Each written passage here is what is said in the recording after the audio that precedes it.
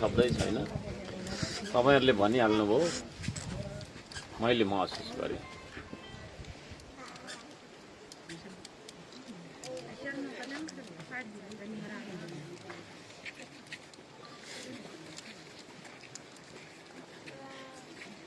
भन्ने शब्दहरू केही पनि छैन हैन। यहाँ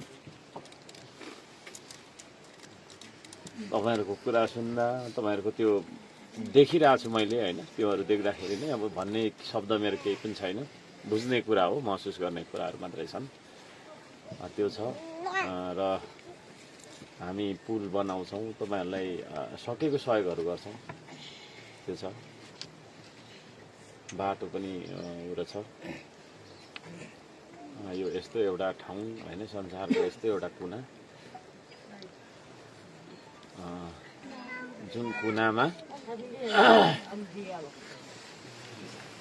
म पहिला किन आइन भन्ने पछि त लागिरहेछ हैन। आजभन्दा धेरै वर्ष पहिला म आउनु पर्थ्यो जस्तो लाग्छ।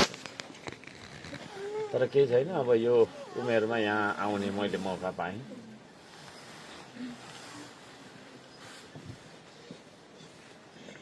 केही भन्न सक्ने स्थितिमा छुइनँ।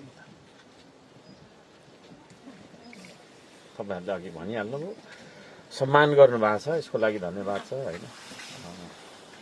म पनि तपाईहरु जस्तै देखिएको छु भन्दै हुनुहुन्थ्यो, यो जोड लगाइदिनु भएको छ, त्यो छ। र तपाईहरुको पीरहरुमा म संवेदनशील छु।